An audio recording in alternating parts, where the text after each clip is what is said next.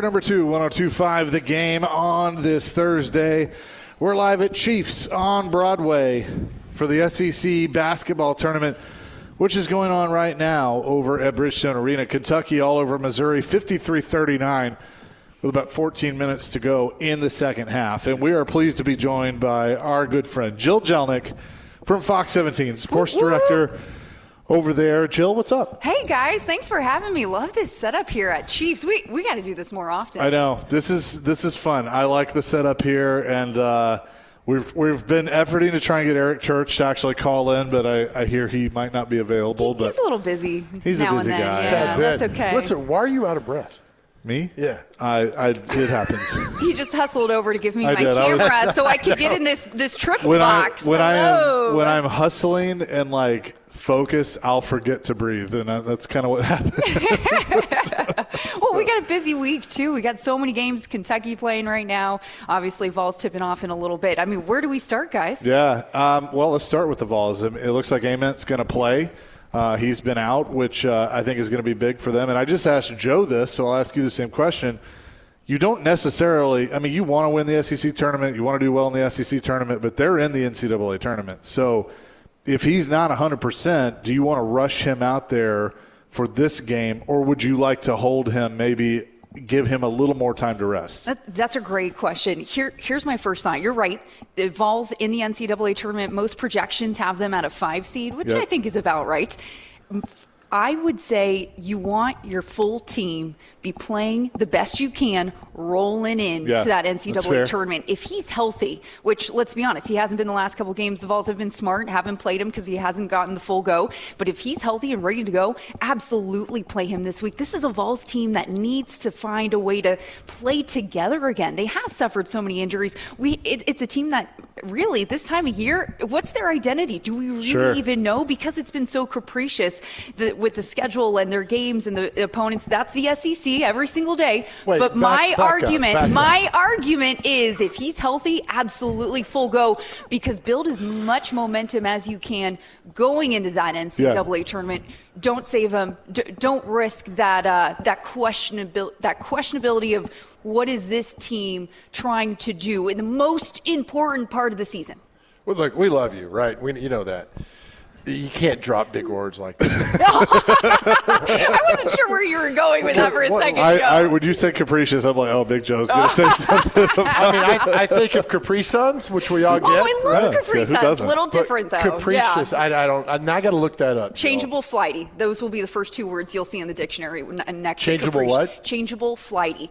Like the weather, which the last couple days in Nashville, you could argue that the weather has been capricious. Well, there you go. See, we learn new words with Jill. I have never heard of. Do you know what her favorite word is?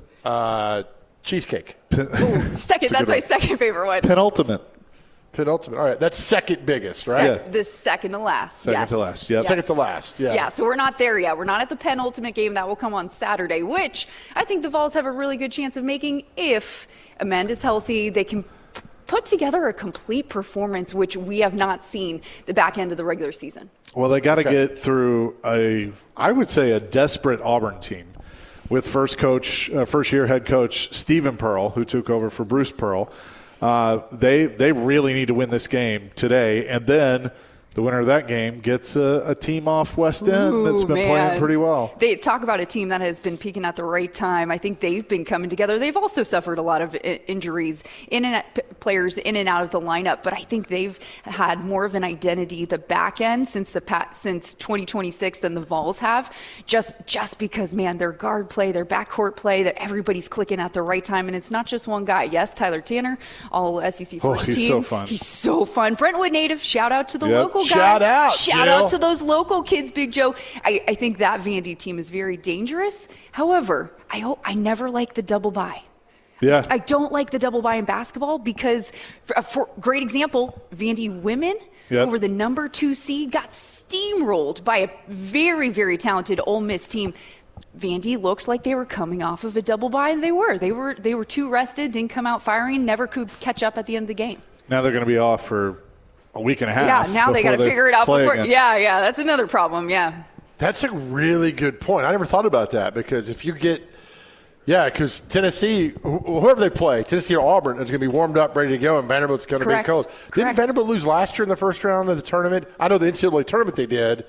I don't remember. In the SEC tournament, yes. They've been bounced out so many times in the first round that I've lost count. But what's interesting about this Vanderbilt team, though, is I think even more than last year, right? Higher expectations. Most projections have them as a 4, maybe 5 seed. I think if Vanderbilt wins this quarterfinal matchup, regardless of who it is, Auburn or Tennessee, I think they're a 4 seed in the tournament. If they can push the envelope a little bit and make a run to the SEC championship game Sunday, could they be a conversation for a 3 seed? Do they get Florida Saturday in the semifinals? They would get Florida Saturday. Chihuahua. Well, if Florida's got to win Friday, but right now it's going to be tough to take down the Gators. Florida plays the winner of that game. Yes, right now. Yeah. Yeah, because the game Sunday's at noon, so the 1 seed always gets the early game, and that way they're not playing the late game that night. So I don't know. Kentucky, what are they up to now? They're up by. They're playing basketball, right? Okay, 12 points. Yeah. Are we sleeping on Alabama? Wait, are we? I mean, because I feel like they haven't been talked about as much this year, but I mean, we know Nate Oates and what those teams have been, and I mean, here they are. They have the double bye as well. We'll play tomorrow night, so I think they're kind of one to pay attention to. I mean, all these SEC teams, right? Wasn't it last year that they had a record number of SEC teams going into the NCAA tournament? Was it 12, 11? It was a lot. And I mean, I wouldn't be surprised if the same. Right. Did it was a new record. Bounced out pretty quickly. Yeah, they did. But that's March for you. By the way, Jill Jelnick is with us here at Chiefs on Broadway. Capricious from Nick Frazier is an adjective describing someone or something prone to sudden, unpredictable changes in mood, behavior, or condition. There you go. Brilliant, Jill. Oh, gosh, thanks, Did you learn that at East Carolina? I learned that from my mom, English teacher, public educator for 40-plus years.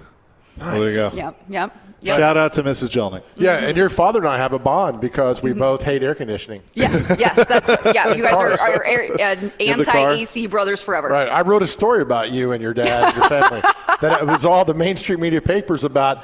Because in my car growing up, I didn't have air conditioning. It makes you tougher. To this day, I still do not turn on air conditioning in my car. Sign of weakness. Right? It is. Sign of weakness. And I was talking to your dad about that. He's like, I don't know. Just roll down the windows, guys. Roll down the windows. Yep. I think it's great. All right, so let's ask Jill our question of the day because I think she would love weighing in on this. What team, no matter what, do you hope loses all the time?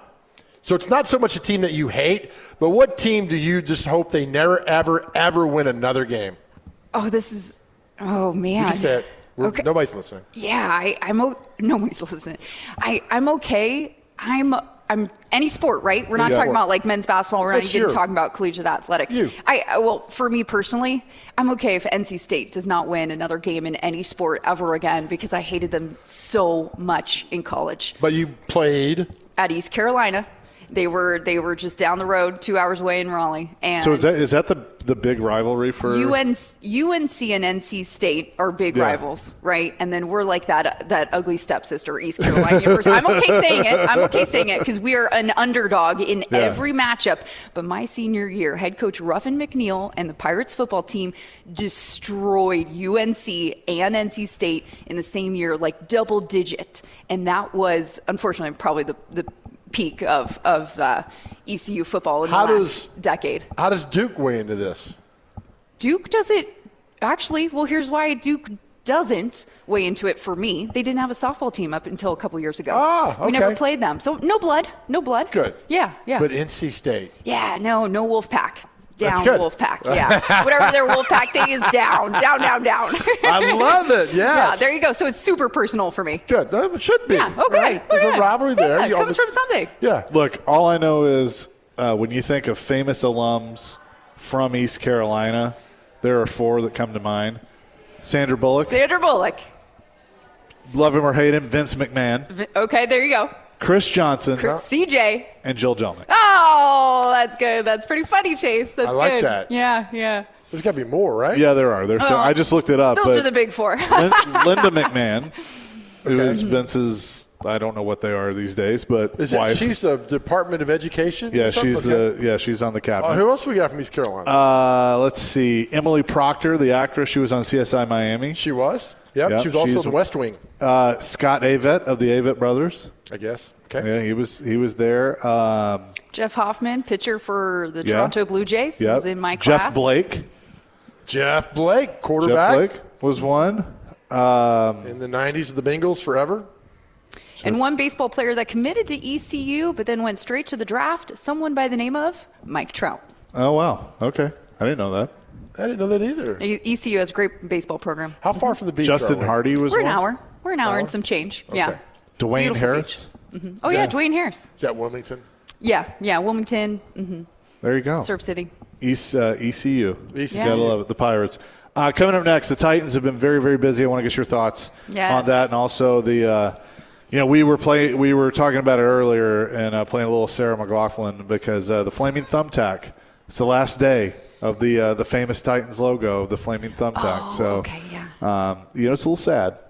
Here with that. But we'll have more with Jill Jelnick from Fox 17 here on 102.5 The Game. All Eric Church today, live from Chiefs on Broadway. Come by on the third floor and say hello as you head down to Bridgestone Arena in the SEC tournament. As right now, Missouri's making this interesting. Kentucky up 58-51 with about 10 minutes left in the second half. And looks like they've made that 58-52. Mizzou at the line. I don't know if that was a tech or flagrant one, I guess is what it was. So a couple of foul shots there. Let us know, buddy. Well, you just said flagrant one. There you go. Jill, you take good pictures. That was a great picture. Oh, thank you. Yeah, just tweeted on you. Right? Jill Jelnick, Fox 17 Sports Director, is with us. Jill, real quick, is that a skinny filter that you put on us? It's a wide lens. Wide lens is the secret. Okay. Yep. Thank you. Yeah. Chase, look at that's a good picture of you too, that buddy. is a good one. on Jill at Jill Jelnick on that. All right, well done. Titans have been busy this Yeah. week, and they're slowly announcing the free agents that we know they have signed, but Wan'Dale Robinson, a lot of Giants, a lot of Jets or 49ers that have played for both these coaches, and Robert Saleh and Brian Daboll. But I like what they've done, and I in my opinion, you can't say that this team right now, at least on paper, isn't better. Has to be, right? I mean, it just feels like it. I mean, coming off of the season that they had last year, right? Yeah. How underwhelming it was, how desperate they were for someone to step up, be that star, which ended up being the rookies, in my opinion. Alec Iomanner, right? He had a great rookie season, and DK, thank you, Yep. Chimere DK. This is a team that was starving for some star power. On paper, it certainly looks like it. However, I feel like a little deja vu. Haven't we been here before with the Calvin Ridley signing, with some other big names in the past? And, it just never showed up on the field. Hopefully that's different this time around. But I think the difference is, and you hit on it, Chase, the connections with the current coaching staff. Former Giants. Coach Brian Daboll has played with them. He's coached a lot of these offensive weapons, right? Robert Saleh, former 49ers, former Jets. Mike Bergonzi, a lot of Chiefs connections here, right? And so I think having been with these players in the past, their work ethic, how they treat each other in the locker room, the locker room personnel and chemistry, those are hopefully things that are all taking into account. Well, I think I got tired of this. People are like, he was terrible with the Jets. He was terrible with the Giants. And look, every football team's got 4 or 5 good players. Now, if you go 0-17, you got some good players. They've grabbed what I think are some really good football players for this team that know the coaches. There's that comfortability they've got there. I think this team is far better today at 121 on Thursday, March 12th, than they've been in a long time. And I like Saleh. I know you've interviewed him, you've talked to him. When he got hired, Joe, I went down players, they were talking about him. They were like, he's a hard ass. He yells at us. We're not sure he likes us, but we know that he loves us. And I'm like, that's strong. I think he's going to do great here.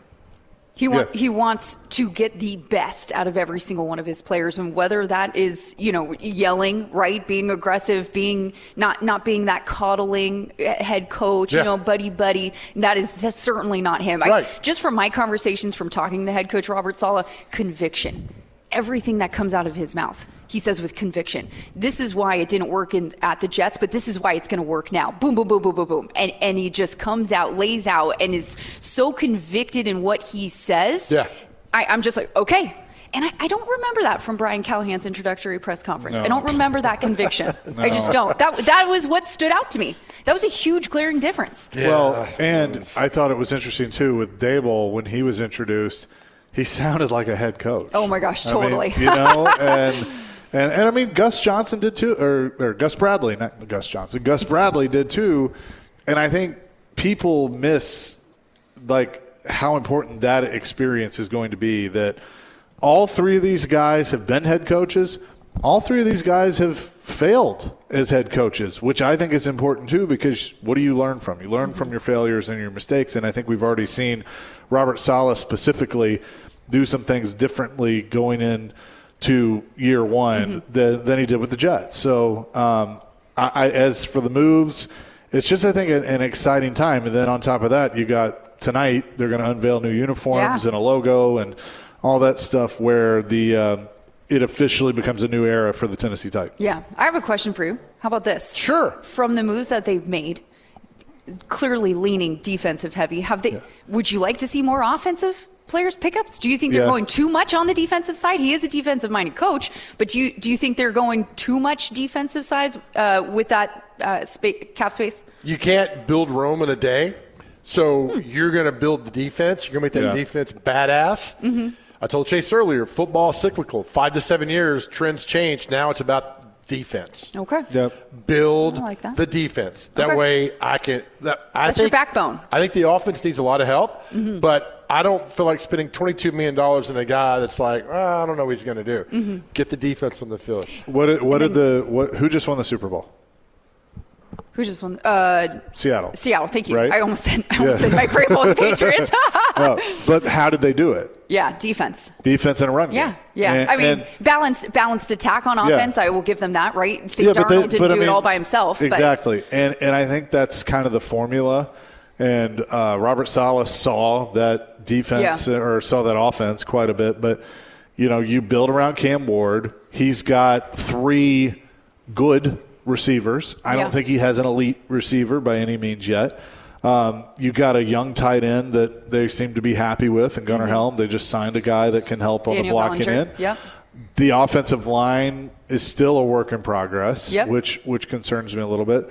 Everybody was was kind of like, well, do they cut Tony Pollard, all that stuff? I think Pollard's fine. Yeah. He needs help. I'm not sure that Tajay Spears is really the number 2 back, but they can address that in the draft. I was just going to say, draft's coming up. I feel like the draft might be where they target more offensive weapons for Cam Ward. And if they go Jeremiah Love, then that's huge. I think that is a offensive weapon for Cam Ward. But I'm with Joe. I have no issue addressing the defense as much as they have, because that defensive front needed – Jeffrey Simmons needed help. Yeah, no question. And I think he has it now. John Franklin Myers is going to be a beast. And I love that move. Bringing home Alontae Taylor on the back end. Move. I think that's going to be a really good move. I don't know as much about Flott, who they got from the Giants, but everything I've read has been positive. So I definitely like those moves. Listen, Jill, remember this. Football, and we talk about this all the time, comes down to 2 things: blocking and tackling. Blocking and tackling. That's it. Yep. That's the backbone of football. So if you can get a defense that and say, look, I'm going to put 11 guys on the field that are going to give everything I got to stop the other offense. While this offense comes along, I'm all aboard. And I get. Look, we've been severe critics of Callahan, Amy Adams, the franchise. But I think she's gotten out of the way, let Borgonzi run the team, let him do what he does best, and build it. I think hiring Robert Saleh was the A-plus hire of the offseason. Now let him work. I hope so. I hope so, too. I really like him. I like the way, the direction they're going. Also, I just love the fresh energy. Yeah. We obviously have the brand new logo and everything unveiling tonight. Good, fresh energy, new staff, new minds. Brian Dable, like you said, Gus Bradley, so many different personalities, but also just football IQs that hopefully can figure out what they've done wrong in the past and right the ship. Hey, we want to thank you for you're not going anywhere, by the way. Oh, I thought it was like, okay, thanks, guys. This is fun. For allowing us to be on the Game Changer podcast that you do. Oh, I think that's great. Yeah. I know Chase was one of the very first guests. That's right. I was like 4 years. You were right there, too, yeah. 4 years down the line. But I'm not bitter about that. But when it aired that Sunday night, I got so many text messages from people that were watching that I was like, so thank you. That's really good. It's really you do a good job with that. Thanks. And we appreciate us. Thanks. Let us go on the show with you. Absolutely. Well, I love what you guys are doing, and that's the whole point of the show, right? Game Changers in Nashville. How are we not just being a part of this sports world, but how are we making an impact? What else are we doing to give back? And I think it's a great platform to be able to do that. And I'm not restricted to 2 minutes. Yeah. So, well, I know that feeling. Gosh, I'll say this too. Last summer, you had Jeffrey Simmons on. I did, and that was a pun intended game-changing interview for me as I viewed him, because I had been pretty critical of him, and there was some growing up that he needed to do, which I think he admitted. But everybody was anointing him a leader and all these things, and I questioned that. And I watched that interview and thought that he was the most vulnerable. He allowed himself to be vulnerable with you, and truly kind of show you who he is and how he thinks. And there were several things that he said, including the biggest thing that I took away was, when he got there with Vrabel, he knew what was expected. They were still trying to figure that out with Callahan, and they truly never did. Yeah, it was tough. That stood out. But him talking about, being double teamed and triple teamed, and like how he's trying to get better at that, and the weight loss and stuff. I was very impressed by it. And I think it changed a lot of people's views of him and his relationship with the media in general. So that to me was a real big turning point with that interview, and I appreciate that. You do a great job with it, as Joe said. Who's coming up? Who are some guests that you can reveal? We just had former Vanderbilt star Drew Maddox is our episode this week. He is so inspirational. He made me want to just run through a wall, like just right there in our podcast room. And he gave us the secrets to building the best March Madness bracket. Oh, nice. Yes, there's three things you need to look at. I'm not going to give it away. You can check it out on Nashville Game Changers podcast, but Drew Maddox gives you the 3 secrets to building the best bracket. I'm going to say best looking mascot. It's got something that doesn't do with sports at all. Yeah. Best looking mascot, where the college is located. Yep. Is that a fun city? Do they have a good college town? Yeah. And how rowdy is the fan base? Those are all good. Yes, with that. yeah. So what's your agenda today? What are you doing? In terms of just my work day? Yeah. Well, we're getting started with you guys, of course, right? Just getting warmed up. We got the Vols game, have a live shot at 5:30, and then most likely I will probably hustle over to the Pinnacle and be there for the Titans unveiling and the hurrah. They've been promoting this 312 thing forever. We might as well. Right. Yeah. I will tell you this, and Chase remembers this. You weren't here when they unveiled the new jerseys in April or May of 1999. Oh, my God. That's still talked about today. Yep. Okay. The 4 guys came out. Blaine Bishop, Frank Wycheck, Craig Hentrick, and Eddie George came out. That was the first time we saw the flying thumbtack, all that. It's still talked about today how great of a moment that was. And I went in 2019 when they unveiled this current uniform set. Morgan Wallen, an up-and-coming country music artist at the time, was one of the performers. Amazing.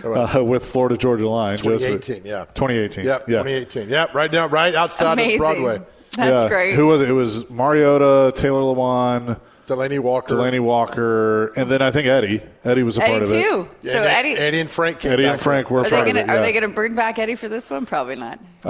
You never know. You never know. I don't know. He's been busy. there the last. Yeah. He's been busy. So it should be fun, and I'm curious.